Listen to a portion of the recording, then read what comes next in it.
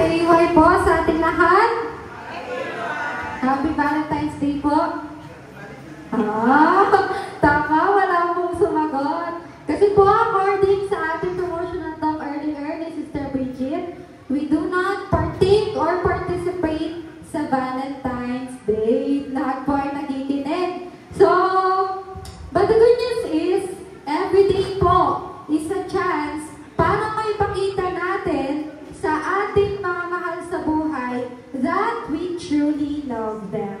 So whether it's kahapon man, February 14, 1, 2, 3, 4, 5, whatever day of the month, pwede mo natin gawin na ipakita sa ating mga mahal sa buhay na mahal natin sila. Praise God po at wala pong nag-reply na Happy Valentine sa atin.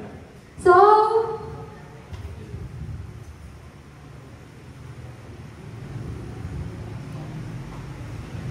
break na lang po. Mga better.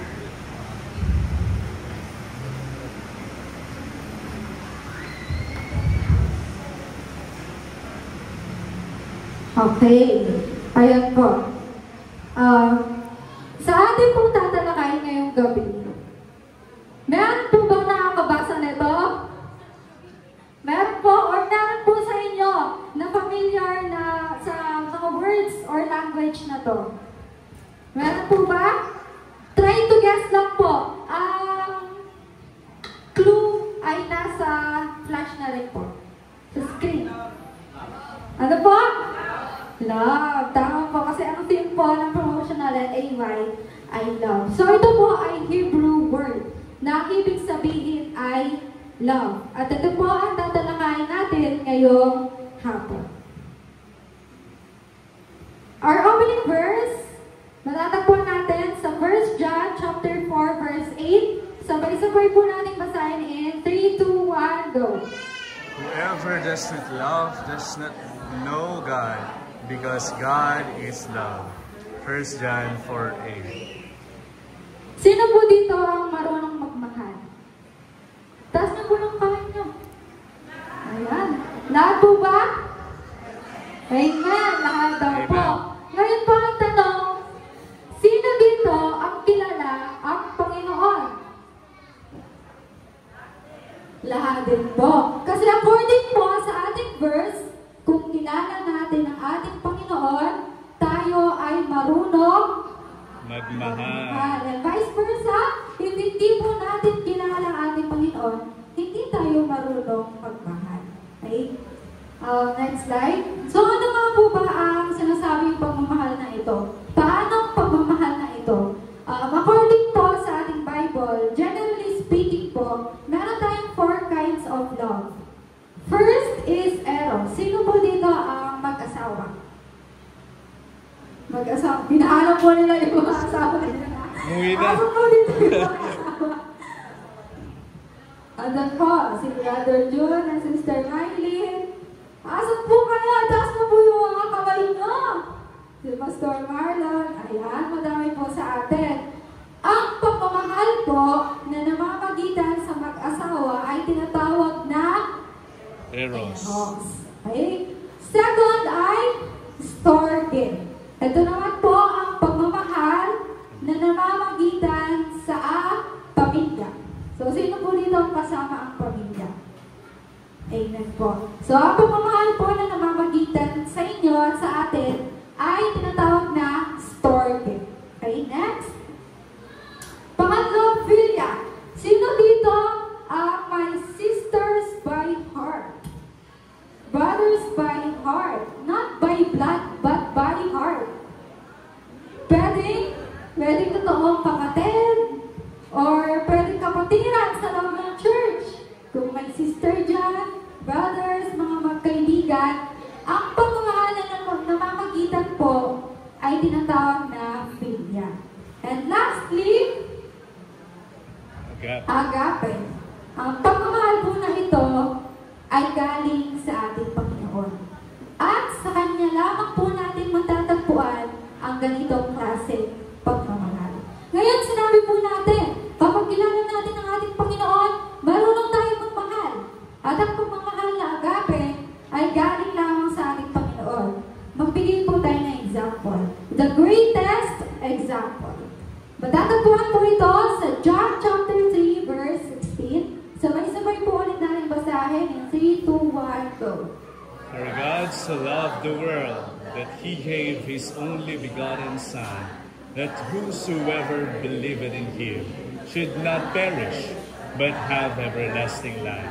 Amen po. Amen.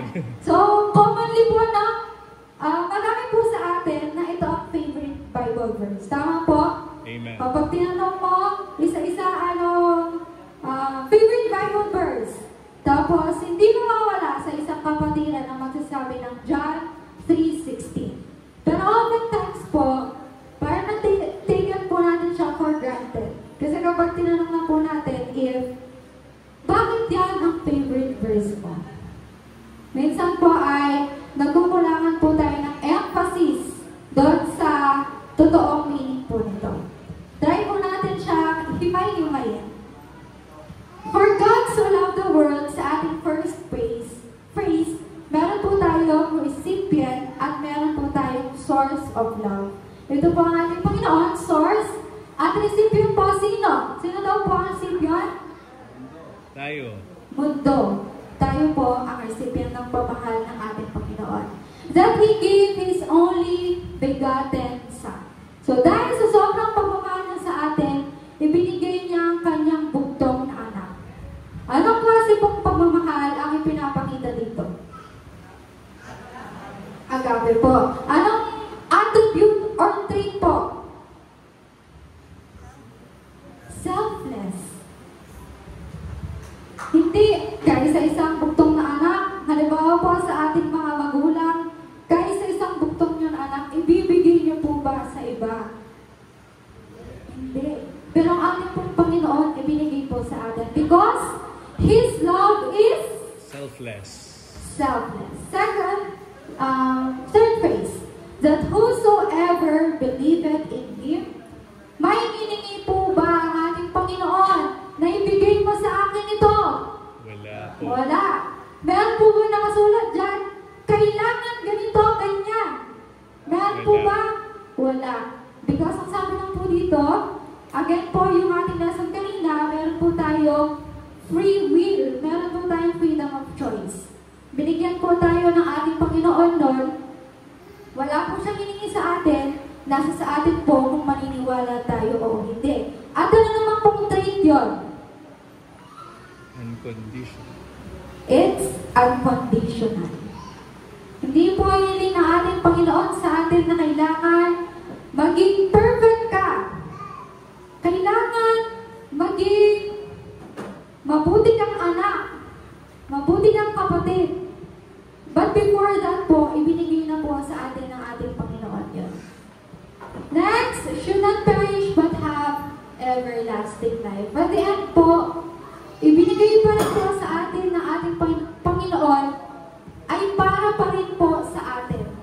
Aside sa pagmamahal po na ibinigay niya, siya po ay nag-o-offer pa rin ng everlasting life. So, sa ating pong Panginoon, mine forever. Kasi ang pangatlong attribute po ay everlasting. So, yun lang po ang ating message ngayon na sana po ang ganitong klaseng pagmamahal, ang agape love, ay ma-reciprocate po natin sa ating mga kapwa. Okay po. Yun lang po. Amen.